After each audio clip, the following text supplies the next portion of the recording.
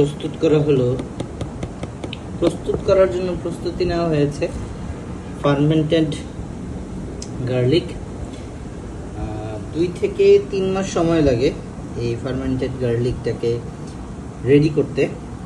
এখানে আমি ব্যবহার করেছি 250 গ্রাম বড় দানার রসুন এবং আধা কেজি কালো জিরার মধু। এই মিশ্রণটি আমি ঢাকনা বন্ধ করে রেখে দিব 3 মাসের জন্য। সপ্তাহ খানেক বা 10 দিন পর পর আমি এটা মুখটা খুলে নিব, যাতে ভিতরে জমে থাকা যে গ্যাস আছে সেই গ্যাসটা বেরোয় আসতে পারে। এটা শরীরের জন্য খুবই উপকারী, ইমিউনিটি সিস্টেমকে গ্রো করে, টেস্টোস্টেরন লেভেলকে অনেক হাই করে। সো আসছে শীতে আমি এটাকে